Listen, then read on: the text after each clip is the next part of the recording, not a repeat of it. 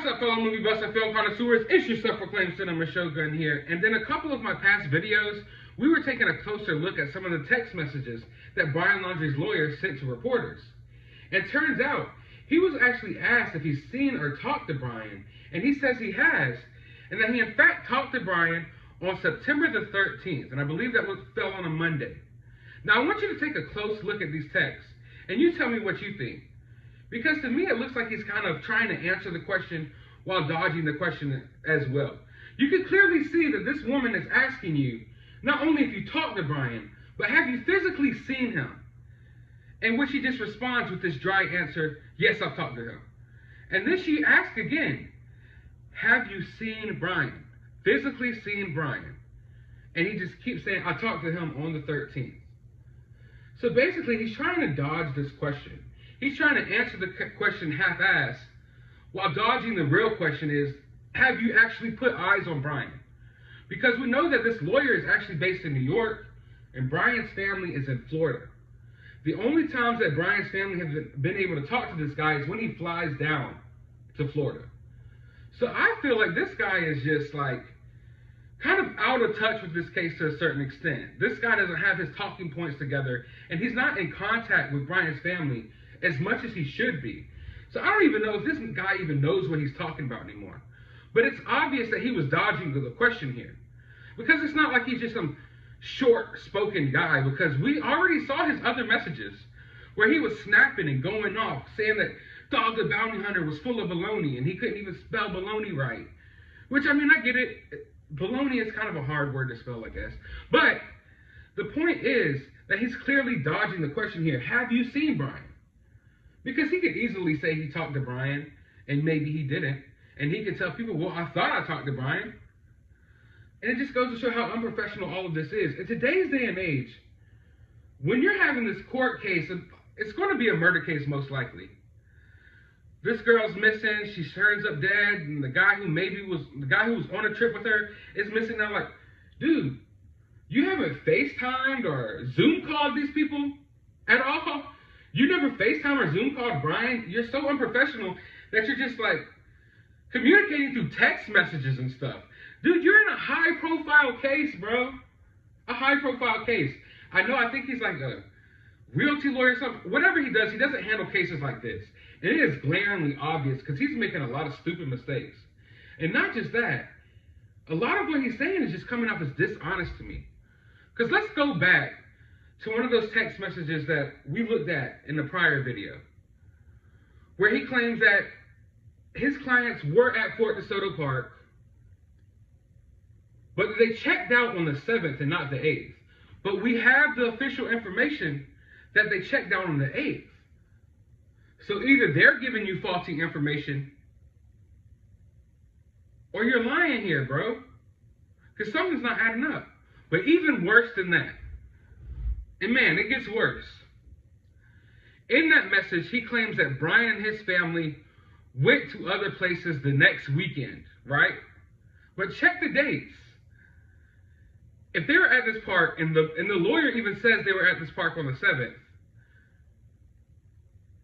and Brian Laundrie was supposedly somewhere with his family the next weekend is literally when Brian went missing, or supposedly went missing.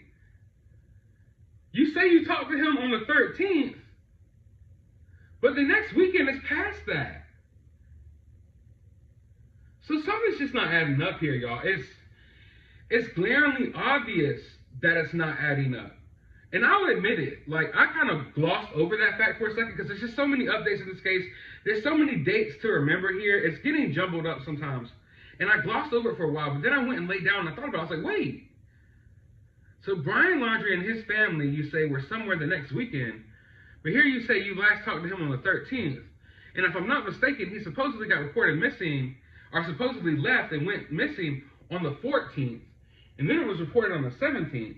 So Brian and his family were somewhere the next weekend. That was supposedly when Brian wasn't supposed to be there. Right? Or am I missing something here? Am I missing something here? Am I crazy? Am I getting my dates wrong?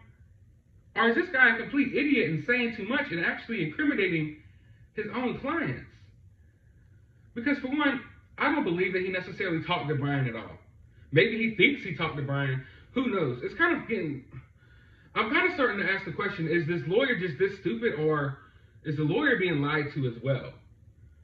And I think it could be a mixture of both here. This guy's not ready for all the stuff going on with this case, and I'm sure Brian's parents aren't being all the way 100 truthful about anything.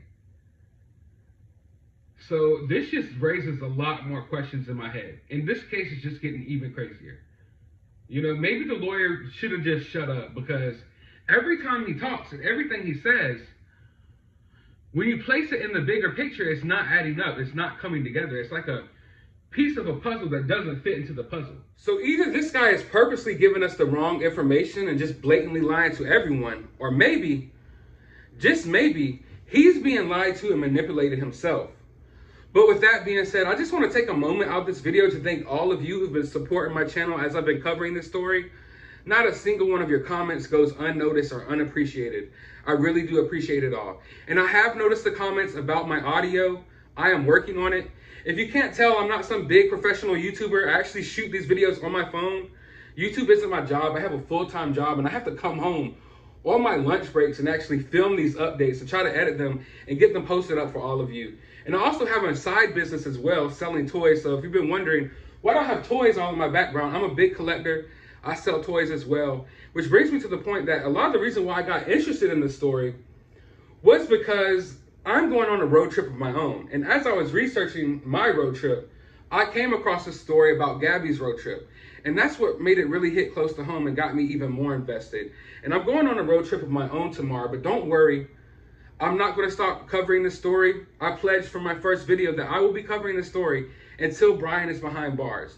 So you're still going to get all of your updates. You'll not even notice that I'm gone, except for the fact that I won't be in my regular setup. But I just want you all to bear with me, because there might be some car videos, some hotel lobby videos. Who knows where I'm going to have to film these videos. But I'm going to be here, and I'm going to be updating this case, because I'm just a little bit too invested myself. I'll be honest. Like, I don't know. I am fully invested in this case, more so than any other case of my lifetime.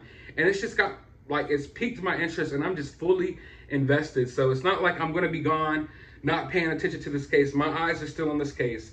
All the updates will still be coming out. But like I said, just bear with me. Who knows where I'll be. I just won't be in my normal setup for a while. But when I return home, I'm going to work on the audio equipment. I'm going to work on bringing y'all better quality content, better audio to my content. So just bear with me, guys. But like I said, I really do appreciate all the support. I appreciate all the comments. I'm going through trying to comment back to everyone. But yeah, if you haven't already, hit that subscribe button. Go to the description of this video. I will have a link to my other YouTube channel where I'll be covering this story as well. So if you want more updates, you can subscribe to that channel. Hit that like button if you enjoyed this video. And as always, find some time out of your day to go watch a movie.